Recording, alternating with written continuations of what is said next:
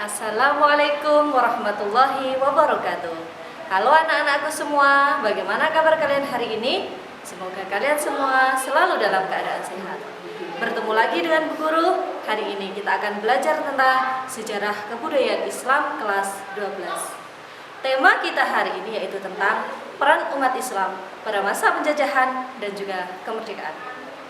Berikut adalah kompetensi dasar yang akan dicapai pada pembelajaran hari ini. Dilanjutkan dengan tujuan pembelajaran yang akan dicapai pada pembelajaran hari ini. Adapun peta konsep terkait peran umat Islam dalam memperjuangkan kemerdekaan Indonesia itu bisa dilihat pada gambar di samping, yang mana peran umat Islam terbagi menjadi dua, yaitu pada masa penjajahan dan kemerdekaan, dan yang kedua adalah pada masa pasca kemerdekaan. Pada masa penjajahan terbagi menjadi dua, yaitu masa penjajahan dan juga kebangkitan nasional. Nah, apakah kalian tahu siapa saja tokoh-tokoh umat Islam pada masa penjajahan? Nah, benar sekali. Adapun tokoh-tokoh umat Islam pada masa penjajahan, yang pertama adalah Pangeran Diponegoro dan yang kedua adalah Teuku Umar. Lalu, siapa saja tokoh umat Islam pada masa kebangkitan nasional? Ada yang tahu? Nah, benar.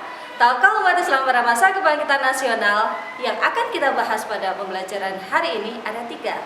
Yang pertama adalah Hos Cokro Aminoto, yang kedua adalah Kiai Haji Ahmad Dahlan, dan yang terakhir, yang ketiga adalah Kiai Haji Hashim Asy'ari. Kemerdekaan yang diraih bangsa Indonesia itu tidak datang secara tiba-tiba.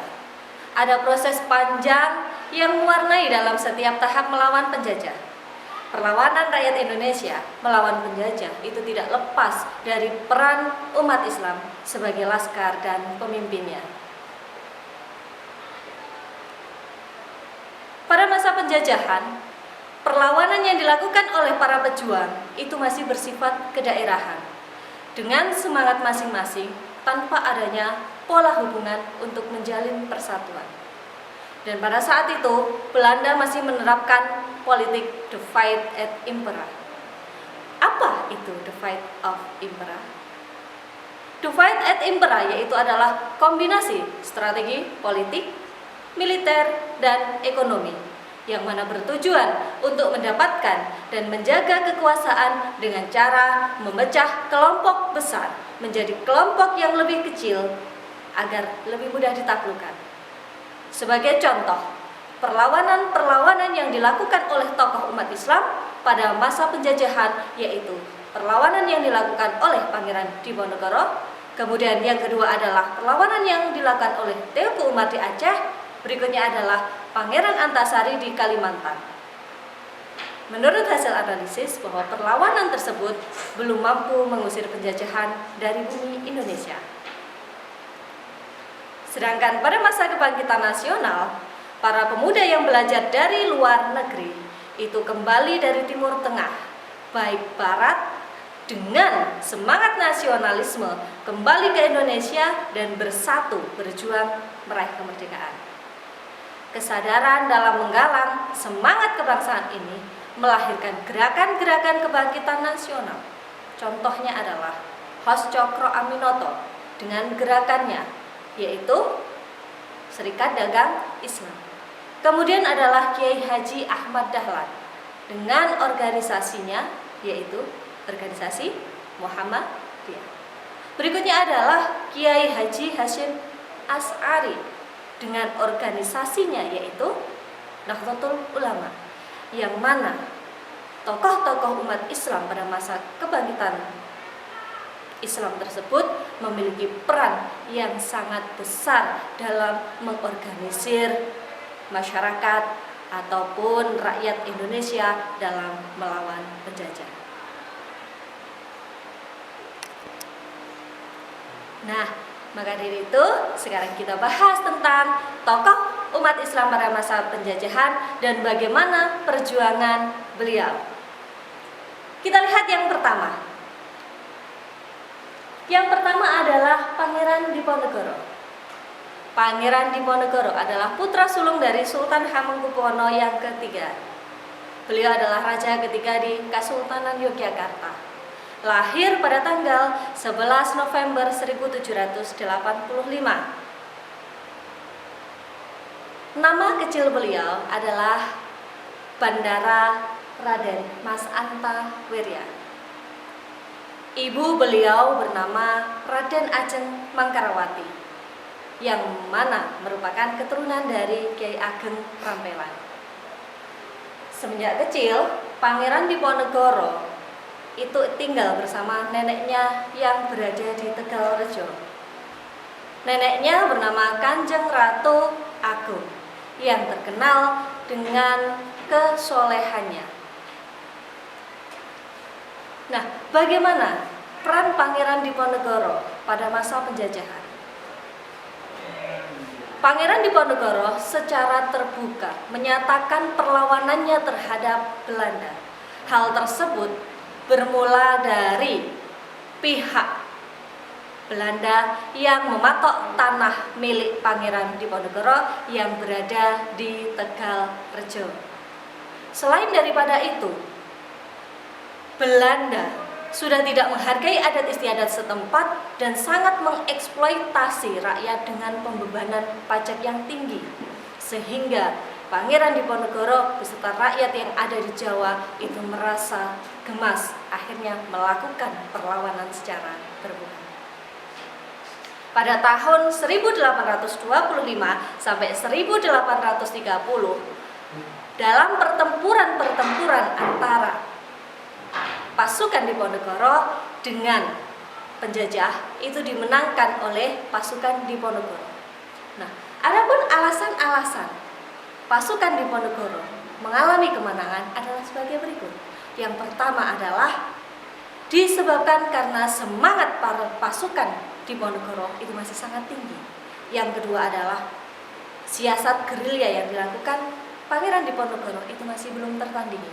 Dan yang ketiga adalah sebagian pasukan Belanda itu masih berada di Sumatera Barat dalam rangka perang Padri. Namun setelah itu, pada tahun 1829, sekitar 200.000 pasukan Diponegoro gugur dan akhirnya beliau melakukan perundingan dengan pihak Belanda. Yang mana pada perundingan tersebut Pangeran Diponegoro ditangkap dalam perundingan dan akhirnya diasingkan, dan akhirnya beliau wafat sebagai syuhada. Nama beliau sampai saat ini masih dikenang oleh masyarakat Indonesia. Nama beliau digunakan untuk nama universitas, nama sekolah, nama jalan, dan lain-lain. Nah, sekarang kita lanjut kepada tokoh yang kedua. Tokoh yang kedua adalah Teuku Umar. Tahukah kalian siapa Teuku Umar tersebut? Teuku Umar adalah pahlawan nasional yang berasal dari Aceh. Beliau dilahirkan di Meolabo, Aceh Barat pada tahun 1854, yang mana beliau adalah anak dari seorang ule balang bernama Teuku Ahmad Mahmud. Ketika Perang Aceh meletus, yaitu pada tahun 1873, Teuku Umar beserta pejuang Aceh lainnya itu melakukan perlawanan terhadap penjajahan. Pada saat itu, usia beliau masih 19 tahun. Uniknya, Teuku Umar itu menggunakan strategi yang sangat membahayakan dirinya. Dalam perjuangannya, Teuku Umar itu mencari strategi untuk mendapatkan senjata dari pihak Belanda. Akhirnya beliau berpura-pura menjadi antek-antek dari Belanda. Setelah mendapatkan persenjataan, akhirnya beliau merancang siasat untuk melakukan perlawanan kepada pihak Belanda. Namun perlawanan tersebut atau pemberontakan tersebut diketahui oleh Belanda. Sehingga sebelum beliau melakukan perlawanan, pasukan Teuku Umar itu sudah dikepung oleh pasukan Belanda. Peluru menancap di dada kiri Teuku Umar dan akhirnya beliau wafat sebagai syuhada. Oke, sudah jelas bukan? Sekarang kita masuk kepada tahap yang kedua, yaitu peran umat Islam pada masa kebangkitan nasional. Ada beberapa tokoh yang akan kita bahas. Yang pertama adalah Hos Cokro Aminoto. Beliau lahir di Ponorogo, Jawa Timur, tanggal 6 Agustus 1882 dan meninggal di Yogyakarta 17 Desember 1934. Beliau adalah pemimpin dari organisasi Serikat Dagang Islam.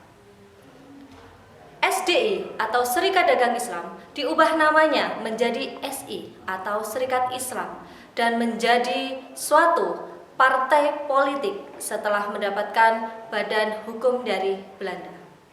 SI atau Serikat Islam kemudian berkembang menjadi partai politik dengan keanggotaan yang tidak terbatas. Yang tidak terbatas hanya pada pedagang dan rakyat Jawa Madura saja. Kesuksesan dari Serikat Islam ini akhirnya menjadikannya salah satu pelopor partai Islam yang sukses pada saat itu.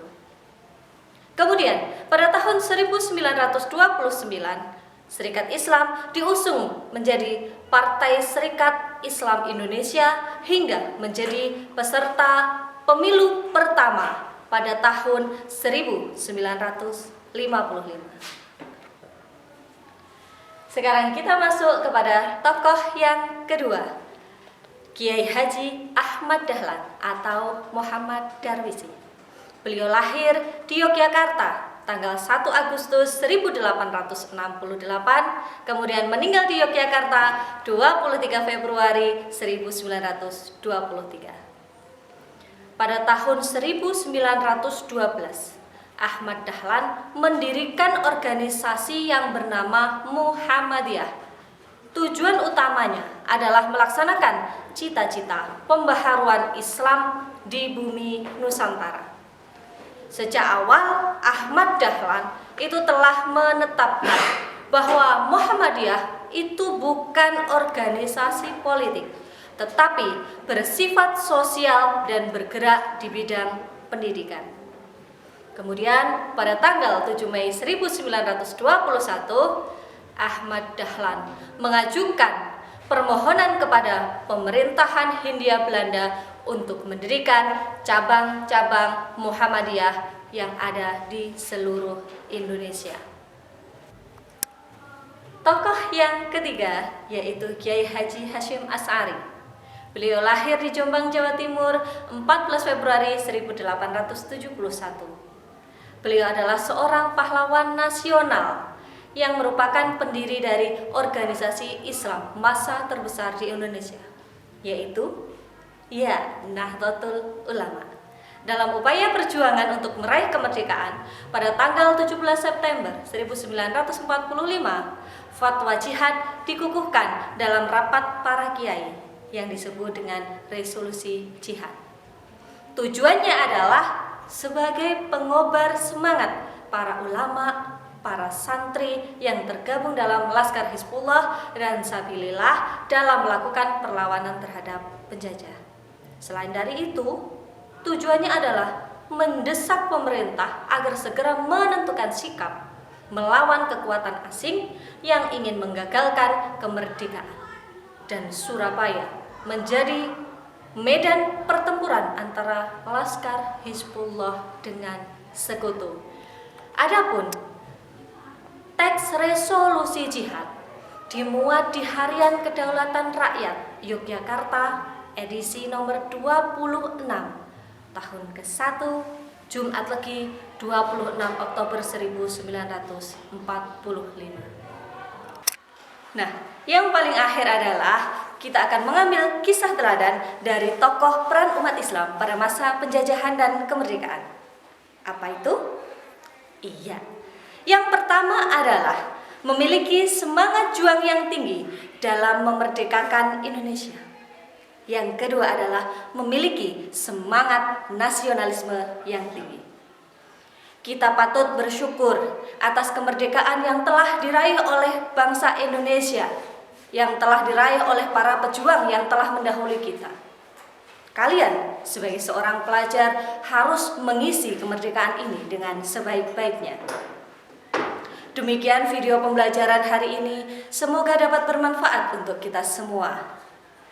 Ada kurang lebihnya mohon maaf, sampai bertemu pada video-video pembelajaran berikutnya. Akhiran, wassalamualaikum warahmatullahi wabarakatuh.